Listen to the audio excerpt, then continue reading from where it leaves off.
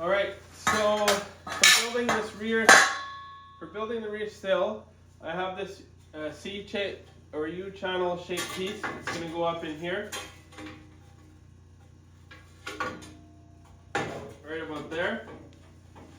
I also have one that we're not going to feature right now. It's going to be going. You can see the shape of it there. It's the cap that slides over this. And we'll probably put a bit of a flange here so the floor can sit on there without having it have a sharp edge there. Of course, seam sealer when it's done. I've got two of these guys here. What they're going to do is they're going to come in here. I'll trim this up a little bit here. And this will be after I build the sill. But they're going to come in here and they'll weld to this piece. And we'll keep our height correct on this one with two ways. We'll work off the floor that's still there at the right height. And I'll throw the body mounts in the middle there on this one and that one so it sits level with the frame. So when it bolts down, we know it bolts down properly. And I'll be building this sill. So let's get that done. And I have a plan in my head and I think it's going to work quite well. I'm looking forward to this. New steel is finally going on here.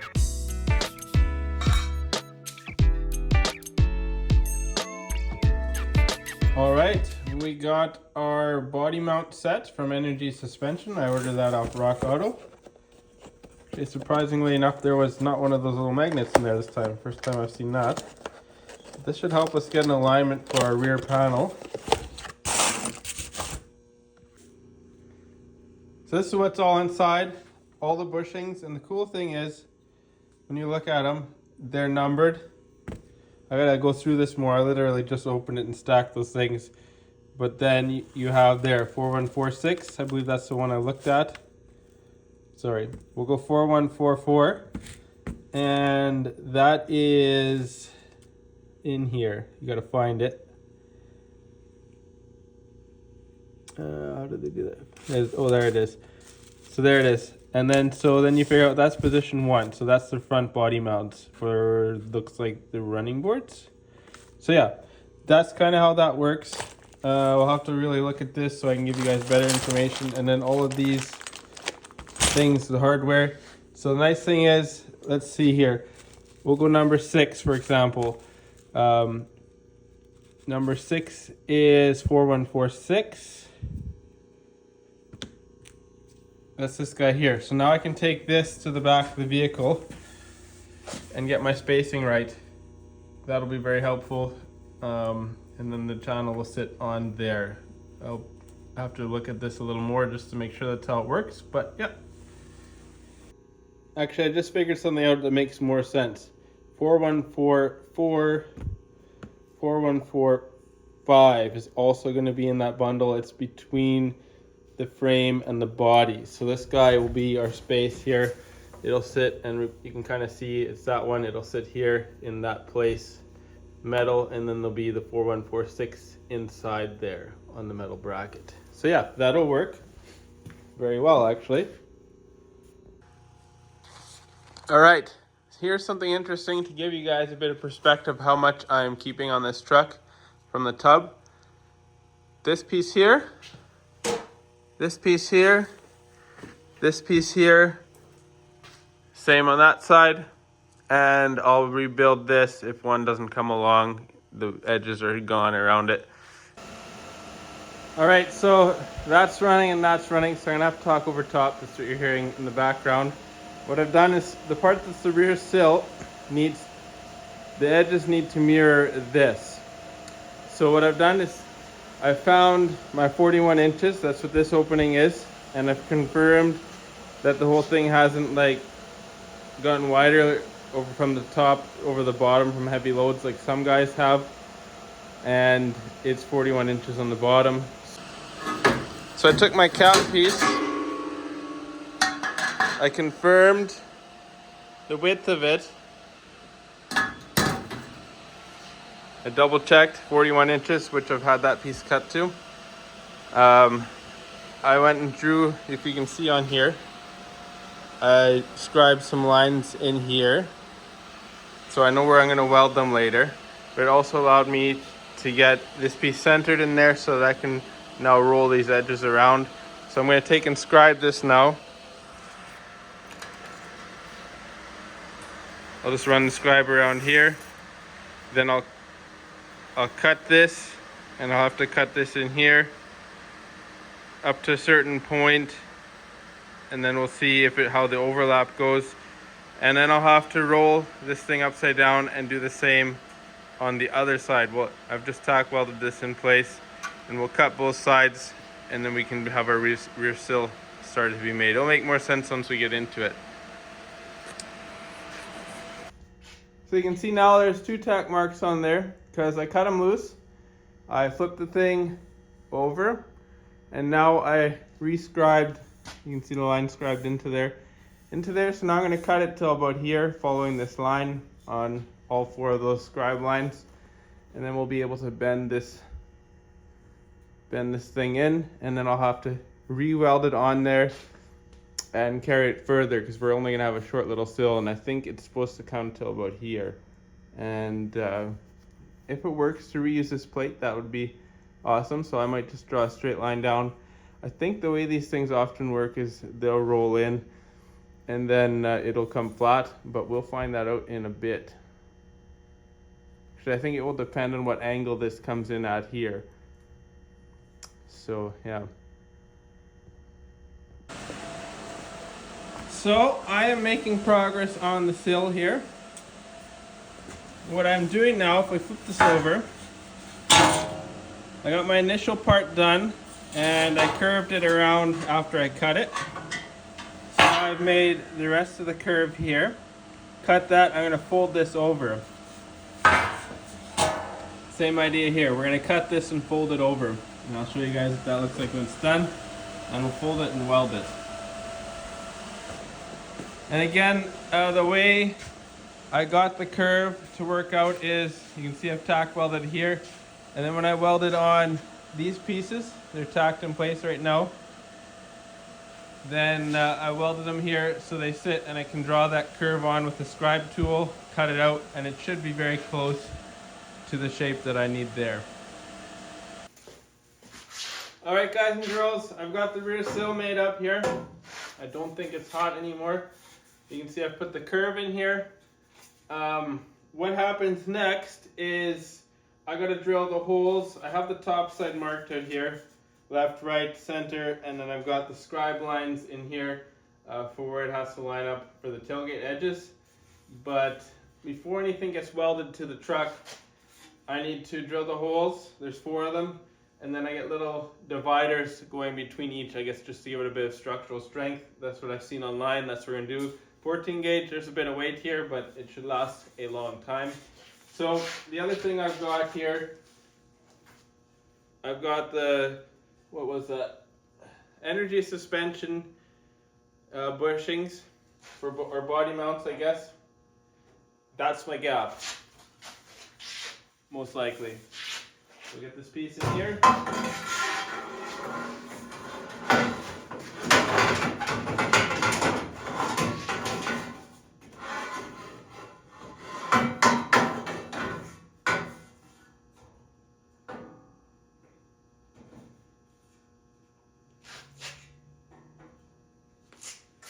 We'll get you in here in a little bit, but you'll get to see a closer look at what I'm talking about. But that is the rear piece so far, and I'm very happy with it. Right, so close up. I'm glad I ordered the kit because it allows me to get the gap right here. These are the energy suspension bushings I'm talking about. The other one's hiding here. And these are a bit like this, I guess, from the weight of the body sitting on there more than anything else with all the rust.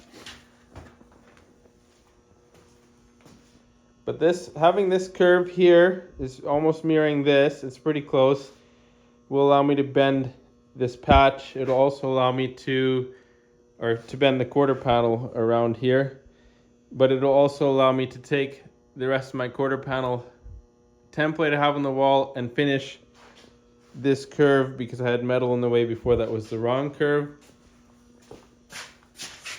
You can see it from the back side here. And also, this here is a Sharpie and a scribe line, as well as this. And I've marked center, but most importantly is these lines here. And they coincide with this. Let's grab the piece here.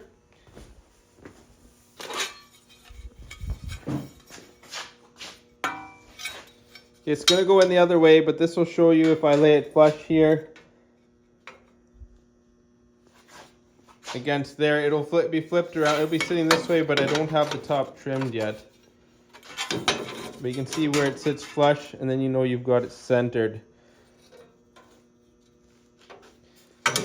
The other thing I've bought, I got them up here. These are the right angle magnet pieces. May as well bring them over to the table. We're going to need them in a little while. But I'm going to use these to get everything sitting square in the back there.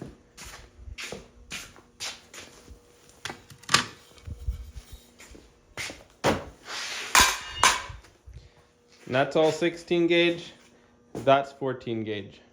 All right, Dad came down. We did some tweaking on the body tub. The parts we're keeping, there was some issues with it. The biggest one was when I put the bushings in here, or the body mounts, it sat level with this, but not level with the body. And what it was this was higher than this by a quarter of an inch. It was a quarter inch low there. So what I did was cut the things here, the braces, made it loose. We put a brace from top to bottom, and then we swivel it, got it to the, what was that measurement?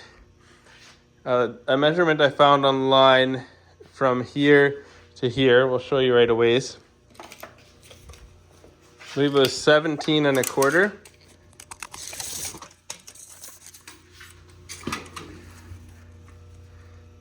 So yeah, 17 and a quarter is exactly what this needs to be at. I found that online. So there's another problem with this body all along. This door gap was wide. The other one side was right.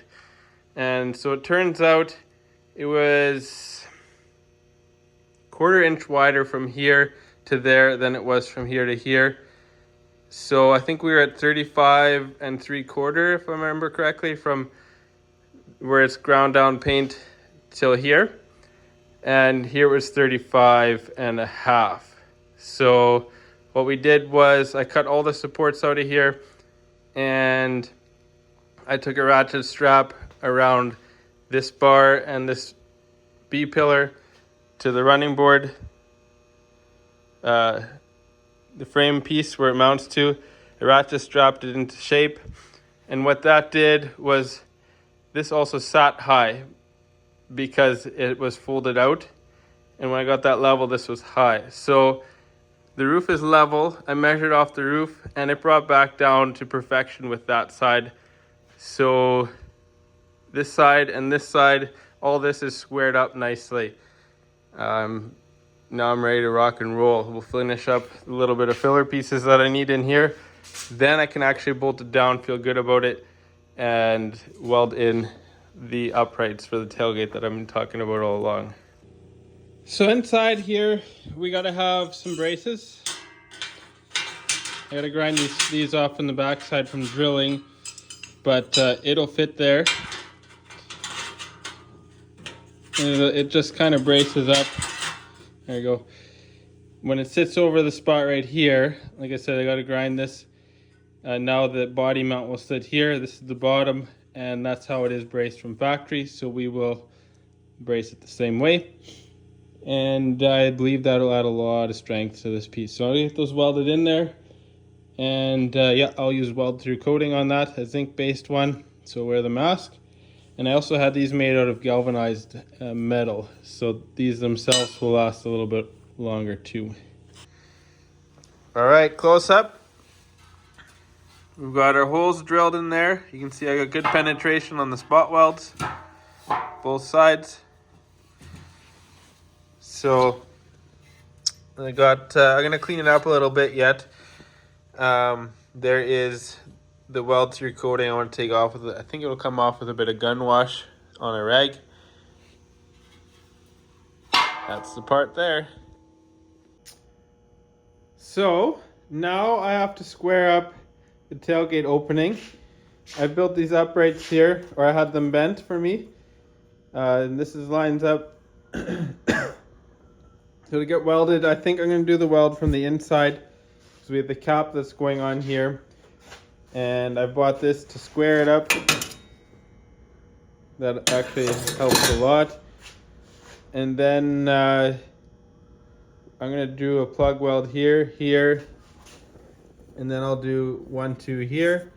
And the other thing I've done is, you can see I've put a bit of a notch in there. So later, from the back side, I can drill some plug welds when I do the rear tub. It doesn't go that far right now, but it kind of just slides in. So yeah, it'll cap over top of this here, and then I gotta do all the shaping in there, but I'm actually missing the captive nuts in there. They're on this side here, so I'm gonna have to open it up inside there and build a new structure for that yet. But this is a bit of a galvanized finish on here as well, so that'll be nice. Wherever it doesn't burn off, it'll be rust proofed.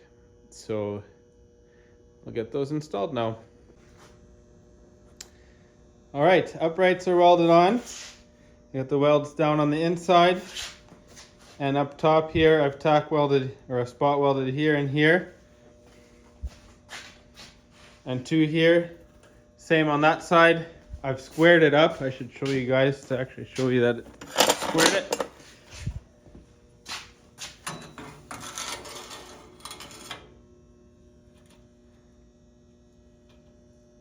Nice and square. There's some crud underneath here, but that's okay. That's square, and it's a 41 inch.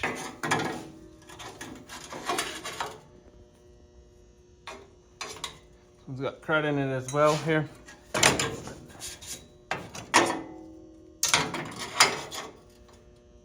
There you go, squared up.